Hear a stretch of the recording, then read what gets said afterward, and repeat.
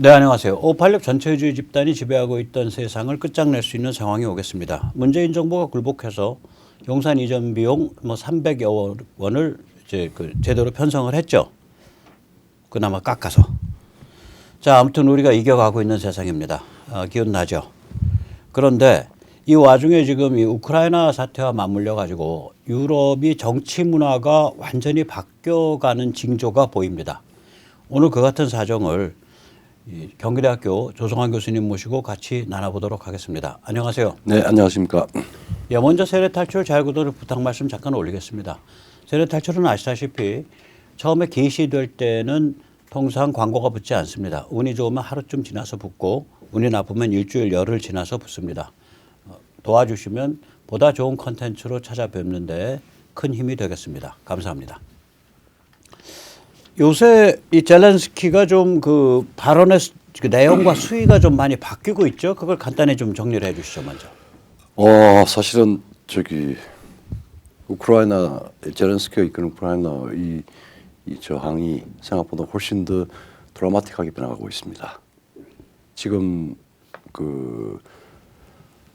젤렌스키 입장은 그렇습니다. 2014년에 헌법 개정, 그러니까 우크라이나가 헌법 개정을 했어요. 예, 젤렌스키가 당선되기 직전에 헌법이 개정돼서 나토와 EU에 가입을 예. 한다라고 하는 헌법 규정을 넣었는데 네네. 그때 가입을 시켜주셨어야 오늘 사태가 없었지 않겠느냐라고 네. 하는 이빨은 사실은 절규를 하고 있는 거고.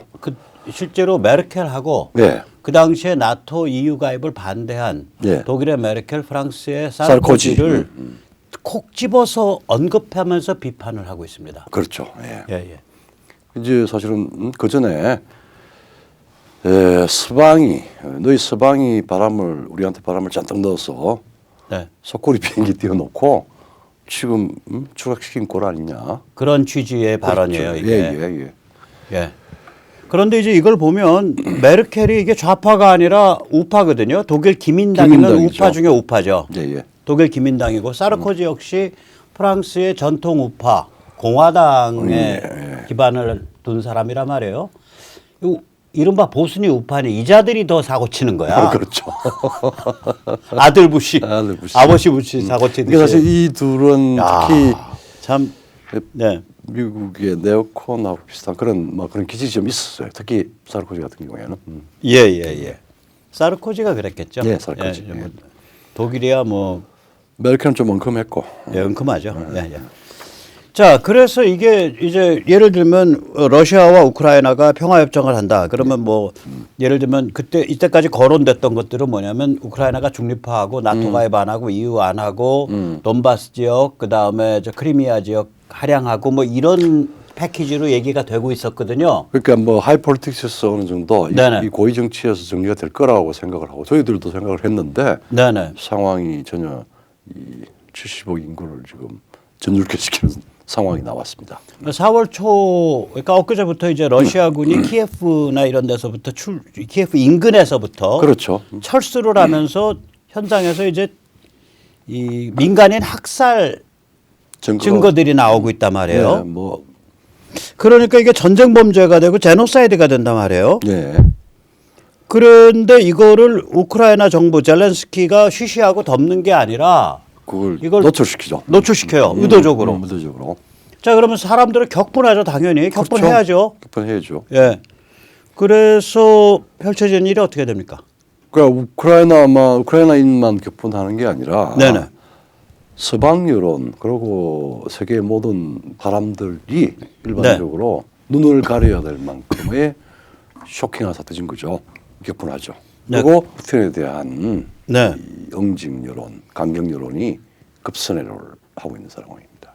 예, 그러니까 서방도 강경화되고 예. 서방은 여론 따라갈 수밖에 없으니까 그렇죠. 정치가 표 따라가니까 우크라이나 사람들은 격분하고 예. 이렇게 되면은 우크라이나에서 중립화나 돈바스 크리미아 지역 할양을 위한 헌법 개정 가능해요? 쉽지 않죠.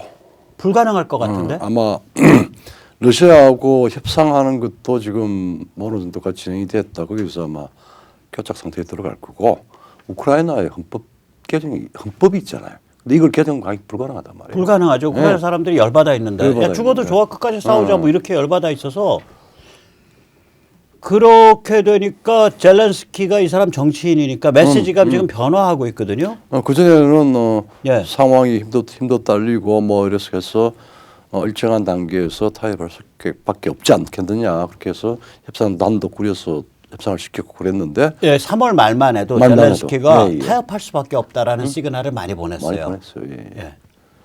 그런데 딱 며칠 사이에 네.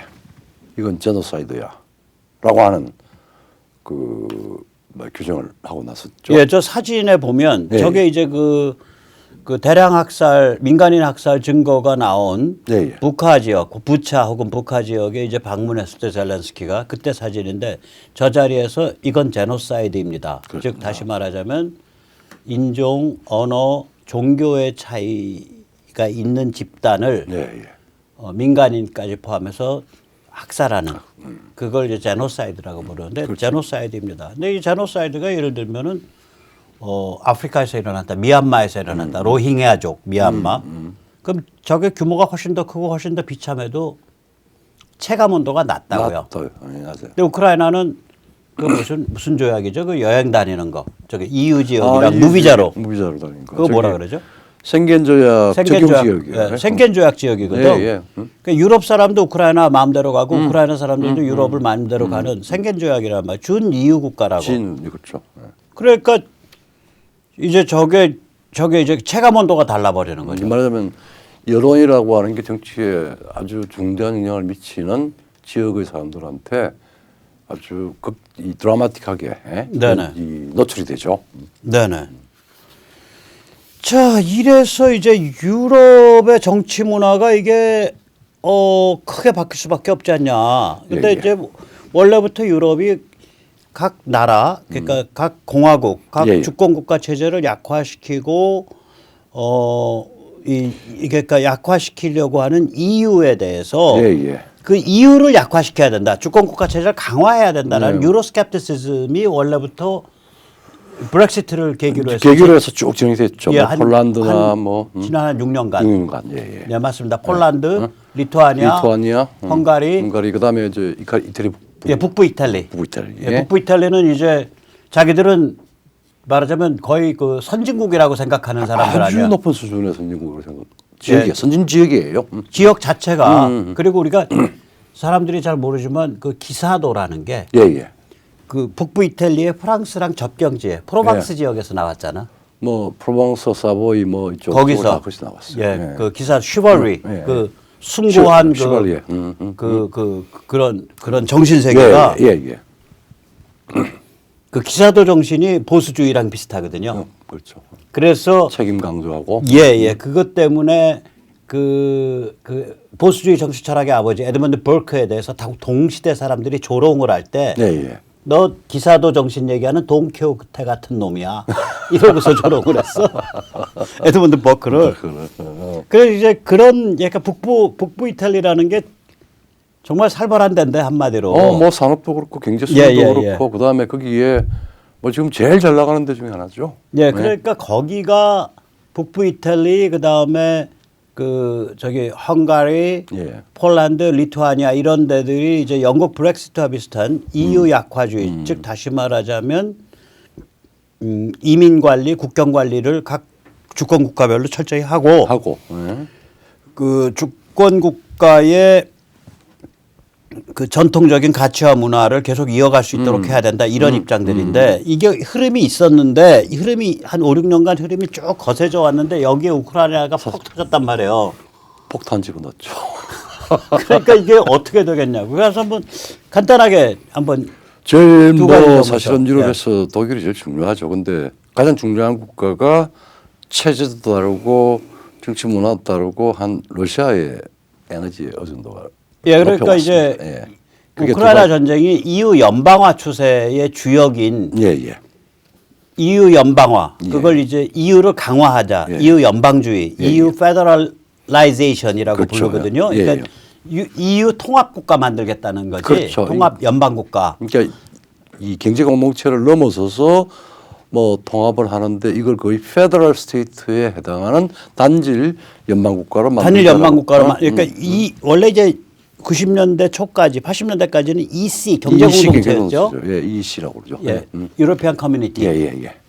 EC였다가 이게 90년대 초에 조금 이따 다시 보겠지만 EU로 바뀌면서 예. 지금 EU라는 건 이건 연방이라고 볼 수도 있고 연방이 아니라고 봐야 되기도 하고 뭐 이런 그러니까 법적인 규정을 하긴 그러니까 국가 체제 그러니까 정치 예. 단위 체제로서 스테이트가 있고 그다음에 스테이트 간에 아주 느슨한 아주 최소한의 연결을 통합을 하는 컨페더레이션이 있고 또 합의해서 그다음에 그걸 넘어서 가지고는 연방 체제 같이 말하자면은 각 국가들이 거의 대부분 통합이 되고 동일한 헌법을 갖는다든지 동일한 군대를 갖는다든지 이런 방식으로 하고 권한이 말하자면 이제 독립 주권 국가가 지방 국가가 돼 버리는 거죠. 지방 정부. 지방 정부가 되는 버리. 예, 그래서 지금 EU는 어정쩡한 상태예요. 예. 말로 떠드는 거 보면 EU 찬양론자들 보면 유럽 통합 국가를 얘기하는 거고 예. 말로 떠드는 예, 거는 예. 그런데 실제 상태는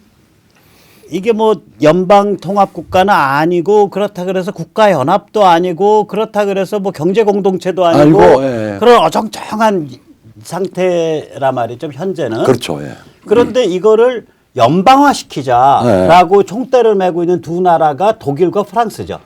프랑스는 좀 약했어요. 왜냐하면은 프랑스의 제도권 지도층은 연방화 쪽으로 가려고 했는데 네. 그걸 그때 그 유럽 헌법을 만들자고 그럴 때 그게 이제 연방 헌법에 해당하는 예, 거예요. 예. 그래서 제일 먼저 우리말로 나가리 난 거가 프랑스예요. 그래서 프랑스에서 그걸 프랑스 거부했구나 국민들은 국민들이. 거부를 했죠. 국민들이 거부했죠. 예. 아무튼간에 EU 강화주의 노선을 가는 게 프랑스랑 독일이라고. 그렇죠. 예. 맞습니다. 지금 EU 강화주의 노선. 근데 그 두 나라에서 지금 굉장히 심각한 정치 문화의 변화가 일어나고 있어요. 먼저 독일을 잠깐 정리해 주시죠. 독일은 사실은 뭐 지금 우리가 뭐 미국의 PC라고 그러는데 정치적 금기 PC가 워낙 셉니다. 이게 이제 뭐 네오마르크시스트들 프랑크푸르트 뭐 이런 식으로 해서 그게 본산지였어요.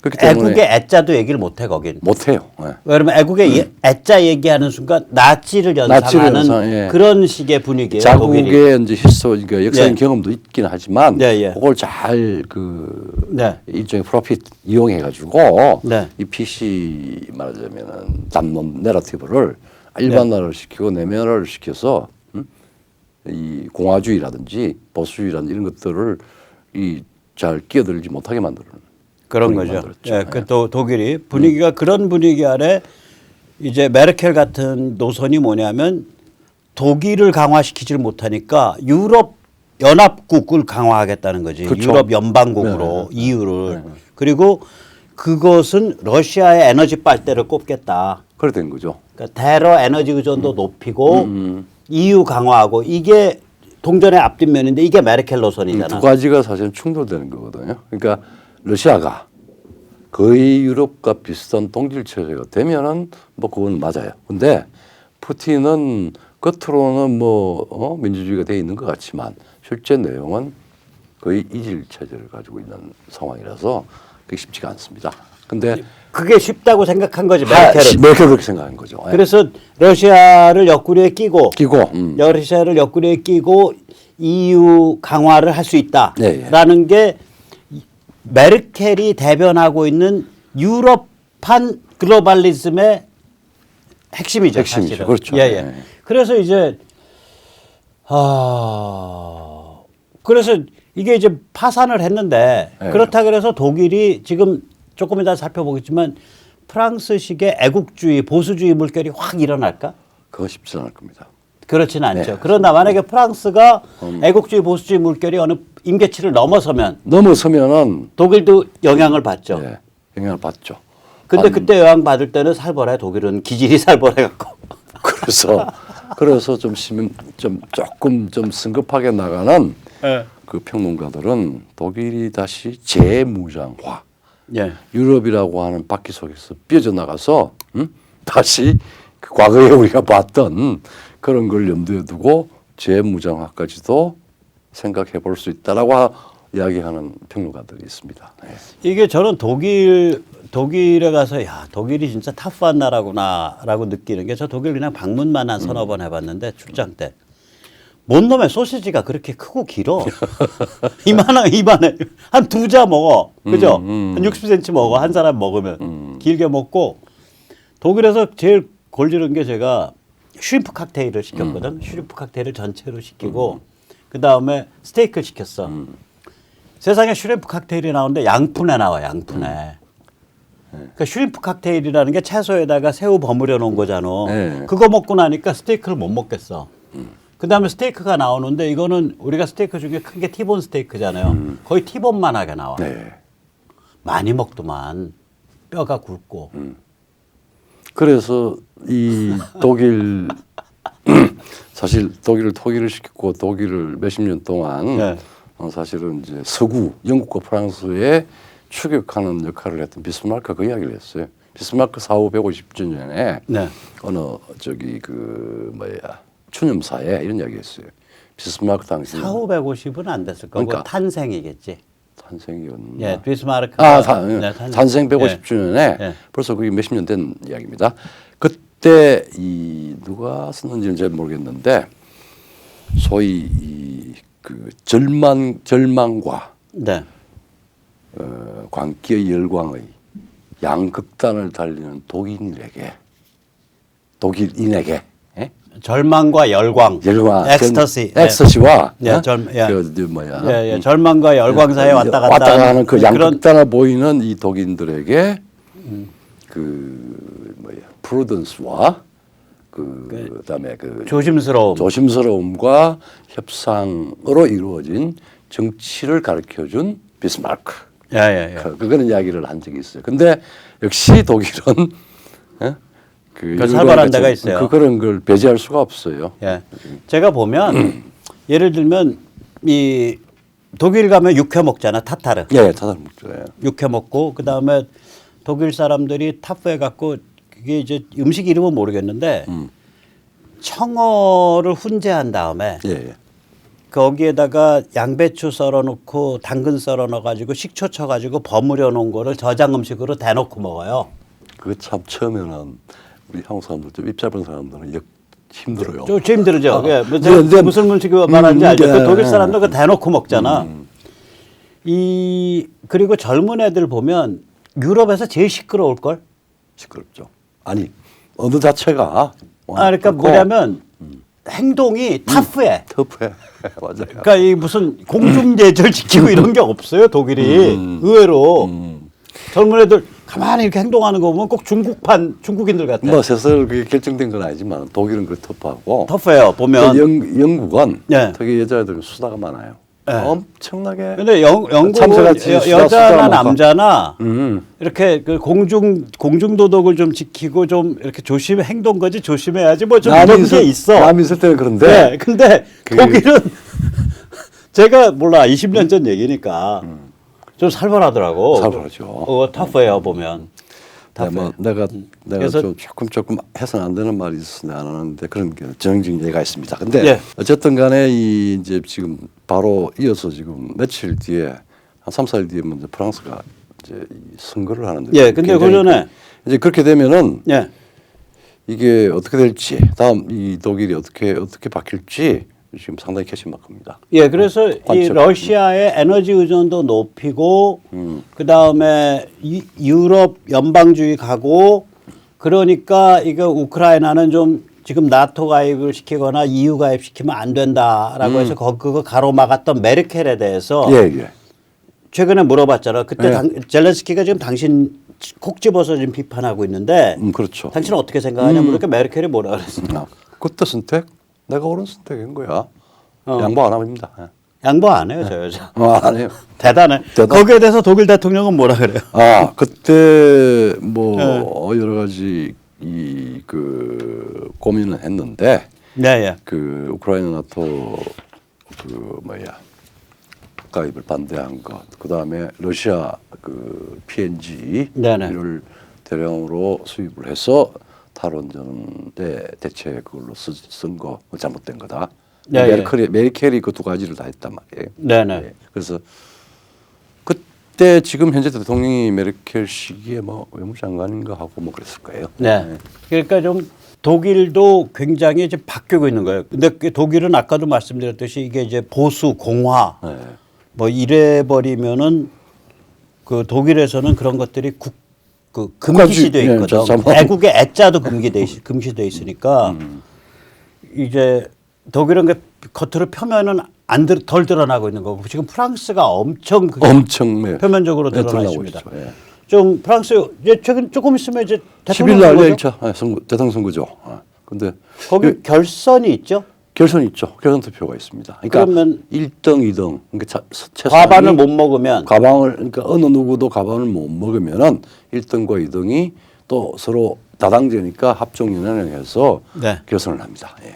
그래서 10일 날이 1차 대통령 선거, 24일이 본선. 본선거 예. 그렇게 됩니다. 그렇게 되죠.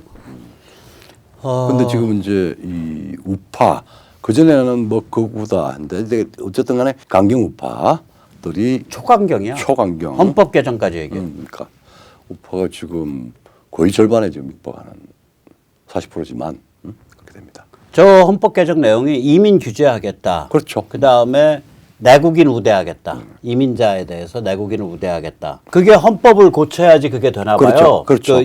내국인 우대가 그렇죠. 그 예를 들면은 이제 그 헌법 같은 거를 고쳐 가지고 여성 무슬림 여성이 쓰는 히잡. 그 히잡 그거 못 쓰게 하겠다. 못 사가겠다. 그 르펜 같은 그 총회. 국민 집회, 국민총회, 내셔널 랠리. 예, 예, 국민총회, 예. 총회. 거기 의장 르펜 같은 사람은 히잡에 대해서 그거는 전체주의의 상징이다라고 예, 얘기를 해요. 예. 얼굴을 가리고 다니거나 이걸 가리니까. 예. 자, 이런 초강경 보수가 지금 급팽창하고 있죠. 그렇죠. 세 사람이 있는데 예, 예. 이제 르팽은 이제 아버지 장말 르팽 원래 공산당을 하다가 극우로 돌아서서 그때는 굉장히 터프했습니다. 근데 이 딸인데 예. 굉장히 브라이트해요. 그리고 예, 예. 이 대중적인 인기도 잘 하고 예. 그렇게 하고 그다음에 이제 제모르라고 사실 르펜보다 더 강하게 이민에 대해서는 아주 철저하게 이 사람도 저기 그겁니다. 알제리 출신 유대인입니다. 그러니까 저 세파딕. 네, 세파디. 예. 예, 생긴 것도 세파딕이네. 키도 조그만해요. 예. 사람인데 이게 이제 뭐 대학 교수도 하고 뭐 평론가도 하는 쪽이고 저 정당 이름을 제모르의 정당 신당인데 작년에 만든 신당 이름도 살 벌어요. 재정복, 다시 정복, 다시 정복. 헛공. 리컨퀘스트. 헛공켓이라고 하는데 그다음에 이제 지금 일드 프랑스라고 해서 파리를 둘러싼 말하자면은 파리 광역시죠. 거기에 아마 의원을 하는 사람이었는데 페크스라고 그 작시락 적통을 이어받았습니다. 공화당. 공화당. 예. 이제 이 세 사람이 이제 말하자면은 뭐 그쪽 프랑스에서는 뭐 이 극우 민족주의하고 뭐 인종주의를 이야기를 하는데 지금은 이게 대세가 되는 방식으로 바뀐 겁니다. 예, 그래서 이 세 사이가 다 비슷비슷해. 예. 그래서 누가 더 강경하나 지금 경쟁하고 있습니다. 경쟁하는 거예요 지금. 그렇게 프랑스가 옛날 프랑스가 아니지. 아니죠. 제가 유학했을 때하고 전혀 다릅니다. 전혀 다른 거죠. 똘레랑스, 파리의 택시 운전사, 홍세화 씨 웃기는 소리 내는 거죠. 홍세화 씨는 그때 가서도 예. 프랑스가 자기 편의대로 집어서 이야기를 한 거고. 예. 이미 프랑스는 굉장히 그 정신적으로 문화적으로는 굉장히 정통 보수화 됐죠. 아롱이라든지 퓨레라든지 이렇게 예, 해가지고 80대 중반 지나면서 굉장히 그런 측면에서는 다시 공화국적 전통이 많이 살아났어요. 그게 왜 그랬냐면 프랑스가 그러니까 조금 이따 얘기하지만 그 열강 예. 선진국들이 이 원조에 대한 죄의식이 있거든요. 그렇죠. 우리가 가서 못 쓸 짓 했다. 음.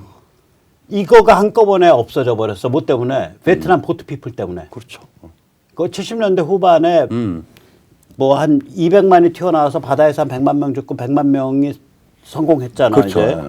그 중에 수십만 명이 프랑스로 왔단 말이에요. 그렇죠. 이 사람들이 와서 공산혁명 나고 나서 벌어진 온갖 참상을 증언을 해주니까 네.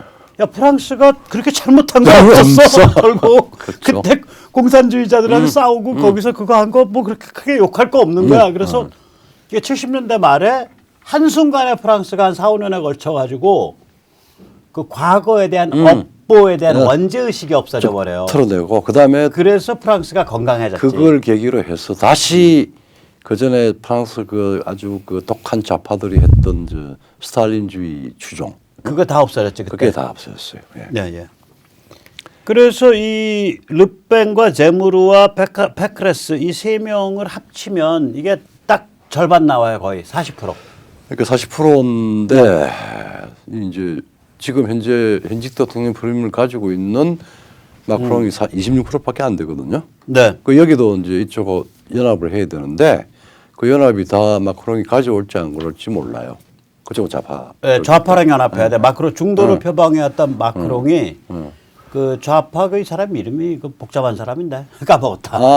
저 예. 멜랑숑인가? 멜랑숑인가 뭔가 예. 말랑숑인가. 예. 그 사회당 출신이고 예, 그 사회당 사람도 좌파 출신. 프랑스 좌파 사회당의 이름을 바꿨습니다. 그 지금 희한한 게 지금 사실상 절반의 사회당 이름 뭘로 바꿨더라? 그 FI인가 뭐 그런데 그거 까먹었어. 그걸 그렇게 해서 지금 예. 이게 40%는 절반이 아니지만 네. 공산당과 사회당이 네. 완전히 몰락을 해버린 상태입니다. 그리고 이 사회당 지지자들이 마크롱과 손잡을지 안 잡을지도 몰라. 표를. 뭐 많이 잡을 거예요. 왜냐하면 마크롱도 원래 사회당에 있다가 네. 나와서 보수화가 됐죠. 보수화됐죠. 그런데 그래서 글쎄 모르겠어요. 이거 어떻게 갈지 앞으로 이 이제 프랑스 대선 집산을 이제 뭐 어쨌든 마크롱하고 르팽이 올라갈 것 같은데 네. 이게 다시 이제 제가 보기에는 백헤스라고 이쪽은 지금 한 7% 8% 되거든요. 네. 이쪽이 마크롱 쪽으로 조금 더 많이 갈 가능성이 크고 그 다음에 그 좌파 사회당 출신 네. 멜랑숑 쪽은 한 60~70%가 마크롱으로 가고 그러면은 마크롱이 재선하는 거고 그러지 않고 만약에 베크레스가 르팽으로 가고 베크레스 지지자들이 르팽으로 가고 네. 그다음에 저기 그 사회당 출신의 멜랑숑이 하는 거는 거기서 투표하러 안 나오고 잃어버리면 그러면은 르팽이 이기는 수가 있어요. 르팽이 이길 수가 있습니다. 이건 근데 르팽이 이번에 이기든 못 이기든 간에 네. 프랑스 정치가 바뀌었다는 소리예요 이게. 이게 이제 우리가 알던 리버라ți옹 프랑스가 아니야. 막 리버레이션.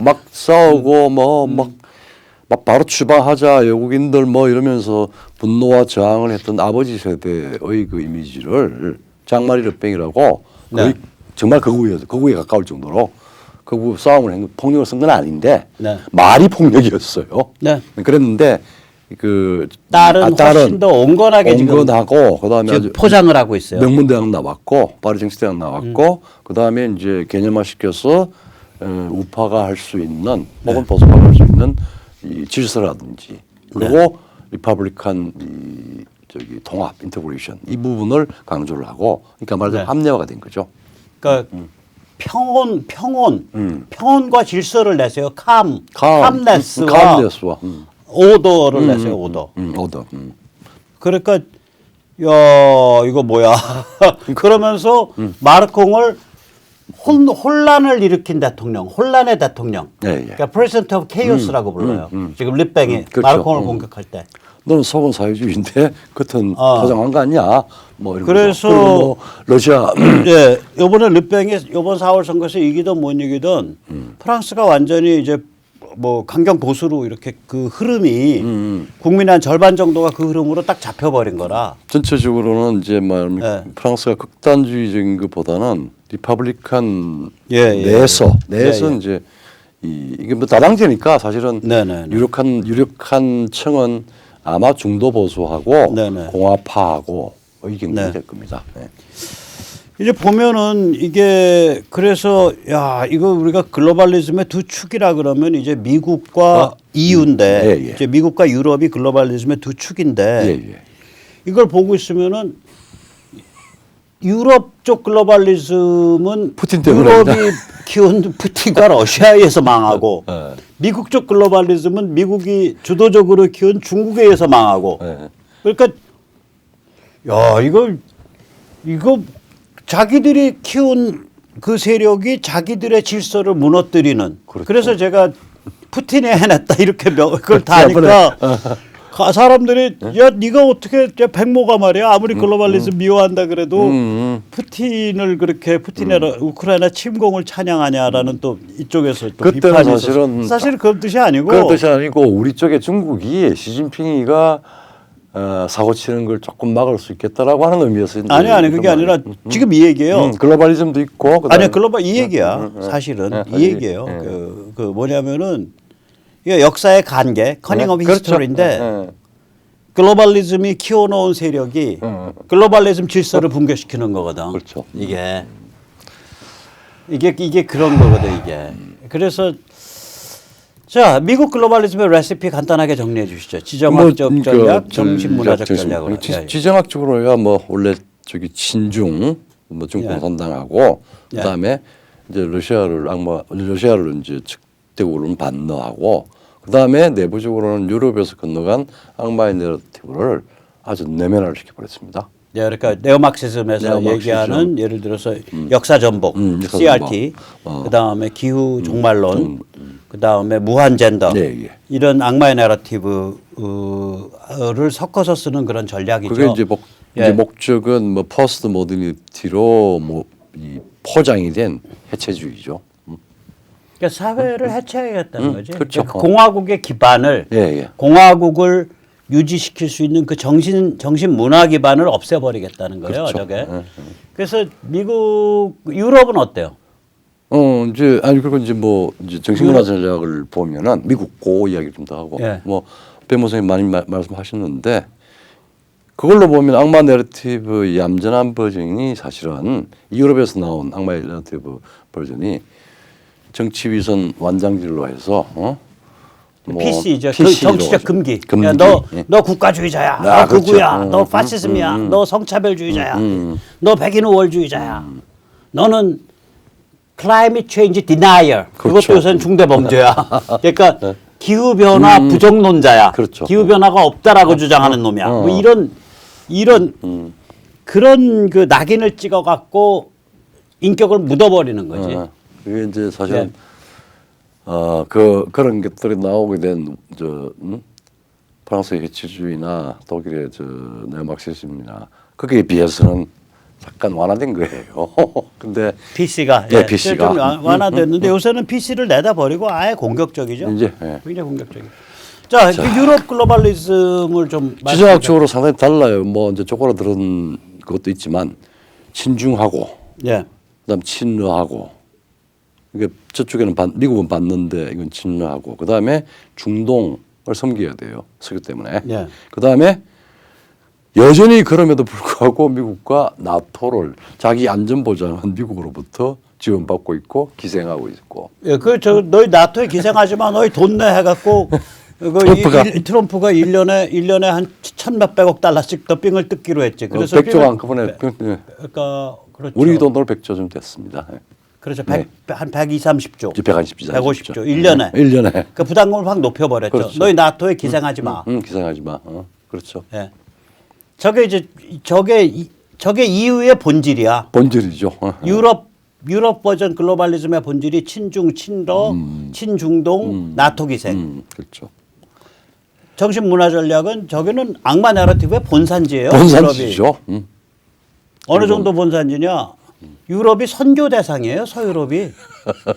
나는 기독교 다 망했어 거기. 이게 지금 뭐 카톨릭이든 프로테스탄트든 다 망해갖고. 근데 프랑스 같은 경우에는 캐톨릭이 워낙 강하니까 또 뭐 그럴 수도 있어요. 근데 독일 같은 데는 프랑스 카톨릭도 그냥 예의상 다니는 거지 성당. 거기 뭐 신심 있는 사람이 몇 명이나 있겠어. 그거는 지금 뭐 거의 없습니다.